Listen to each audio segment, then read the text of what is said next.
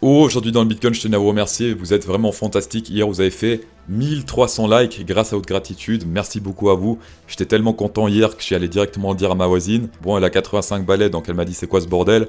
Mais au moins, voilà, je lui aurais partagé un sourire. Mais pas que. Je lui ai aussi partagé une astuce pour gagner jusqu'à 3550 $ de coupons bonus sur Bybit, la plateforme avec le moins de frais de trade au monde. Lien pour récupérer ces bonus en description. Super CryptoSo, je vais me faire des couilles en or sur Bybit. De rien, madame. Que tu sois un boule, que tu sois un bear.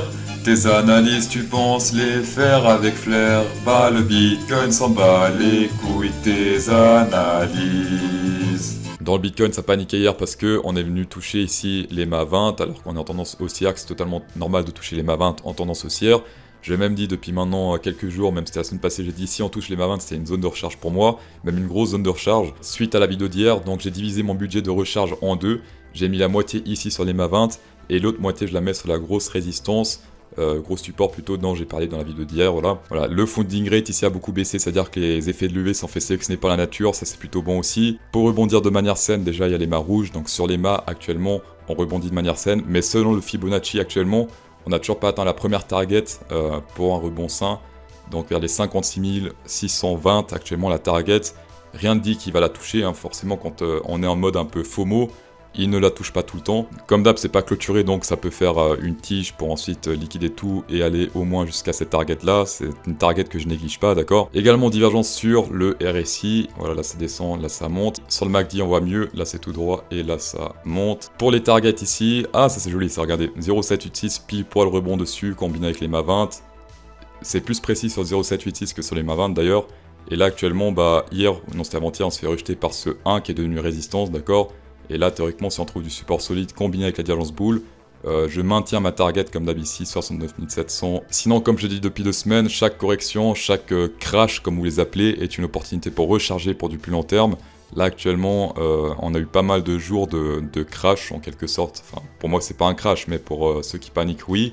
Pour rappel, j'ai fait des petites recharges ici, et grosse recharge ici, et grosse recharge aussi ici, si ça arrive, d'accord. En 4 heures tendance presse totalement haussière, ici on a les masses 50 et 20 qui sont croisées. On a ce range parallèle ici, ici on touche presque ce bottom, selon moi on le touche pas, mais on le touche presque, voilà.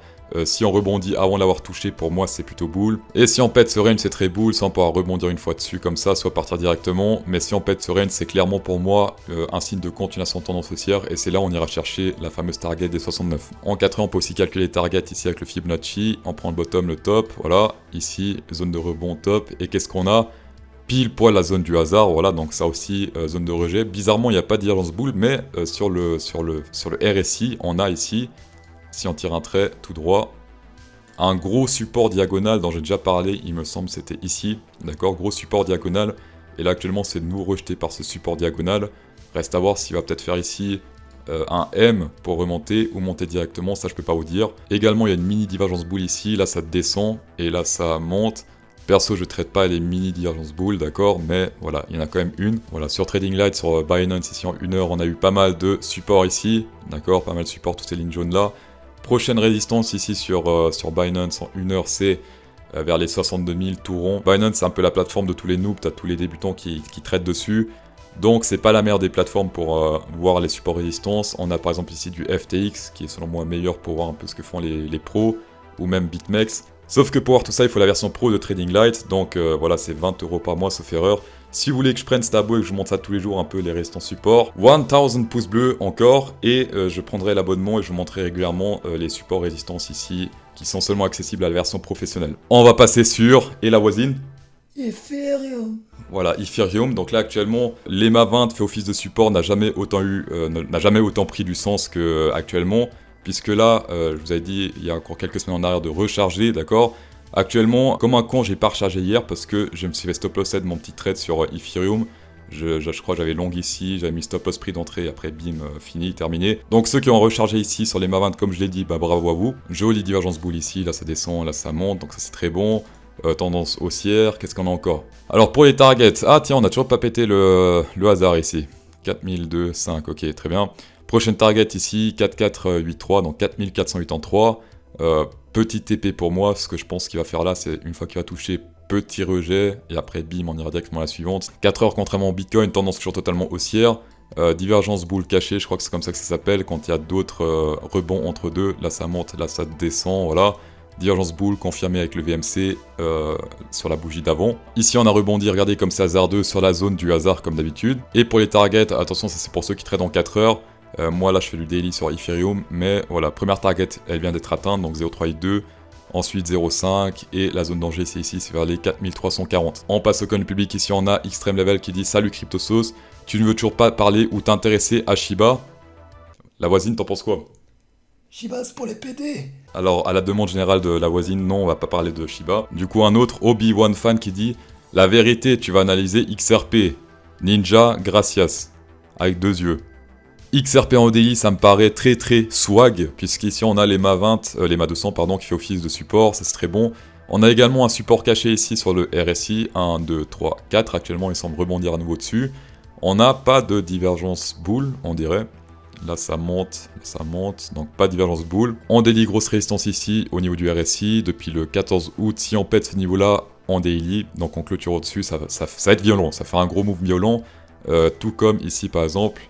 On a fait la même chose plus ou moins, on l'a pété et bim to the moon. 126%, 144 si on prend vraiment le top. Là actuellement gros support RSI, grosse résistance ici. Tu peux aussi essayer de prendre une fois qu'il pète cette résistance, mais ça risque d'être un peu trop tard. Pourquoi pas check en 4 heures s'il y a des belles entrées pour prendre ce long. Niveau FIB on se fait rejeter ici par la zone danger, ça c'est bien. On reteste même plus la zone danger ici puisque ça fait que monter au niveau des supports ici, d'accord. Là on est actuellement sur 0,5, on se fait rejeter par 0,5. Donc ça c'est plutôt boule, actuellement c'est plus boule que bear. S'il pète cette grosse résistance ici, tu peux selon moi viser au moins ici les 1,4149 dans cette zone là, d'accord. Bim, tu prends ta première TP ici, et encore ça c'est que la première TP, le reste tu peux aller totalement to the moon. La deuxième c'est ici selon moi, puisqu'on a la clôture weekly, si tu dézoomes, on met en weekly. Voilà, ça correspond plus ou moins à la clôture weekly ici, et le reste tu laisses clairement to the moon sans vraiment mettre de TP, puisque ça risque de skyrocket jusqu'à la fin du bull market. XRP Special Go, ici on a un magnifique cipher, l'ami du crabe, voilà. La première target quand il y a ce cipher ou les crabes c'est 0,618. Si on prend le top et le bottom, qu'est-ce qui se passe? Pile poil 0,618 avant de se faire rejeter, voilà c'est magnifique. Et sinon ici on a bull, donc là actuellement c'est indécision, là en plus la tendance c'était baissière, c'était du contre-tendance de le prendre même si c'était un très bon trade. Ici on a un trade avec la tendance haussière, bull on prend. Ici ça commence à être un peu indécision, donc on peut prendre théoriquement les deux, bear, bull, là ça fait un peu le bordel. C'est pour ça qu'il vaut mieux prendre les trades quand il y a une tendance définie, par exemple la tendance haussière avec le Rainbow Cloud, et dans ce cas tu prends que les bulls si on a qui s'affichent. Voilà, là actuellement indécision, tu peux prendre les deux mais c'est un peu risqué. Special Go 10% de rabais avec le code pro CryptoSauce 10, tapez dedans, merci d'avoir checké cette vidéo, c'est toujours un plaisir. Mettez un pouce bleu pour la version pro de machin Trading Light, voilà, et bonne soirée.